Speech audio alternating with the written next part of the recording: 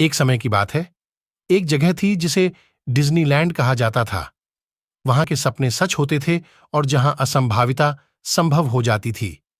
लोग पूरी दुनिया से आकर डिज्नीलैंड की अद्भुतता का अनुभव करने और इसके जादुई वातावरण में व्यवस्थित होने के लिए आते थे। डिज्नीलैंड में एक छोटी सी लड़की थी जिसका नाम लिली था।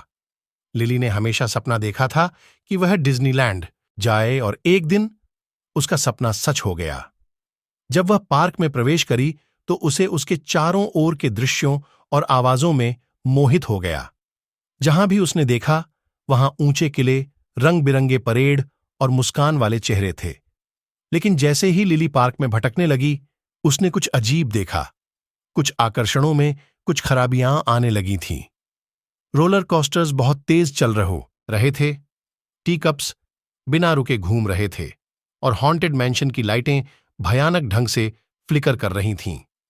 लिली को पता चला कि कुछ गड़बड़ है, इसलिए उसने जांच करने का निर्णय लिया। जैसे ही वह पार्क में गहराई में घुसी, उसने खुद को पार्क की चर्चितता के माध्यम से बने दोस्तों की मदद से परिचित किया, जिसमें मिकी माउस, गूफी और सिंड्रेला शामिल थे। आखिरकार लिली ने डिज्नीलैंड के दिल तक पहुंचा, जहां मैलेफिसेंट उसका इंतजार कर रही थी।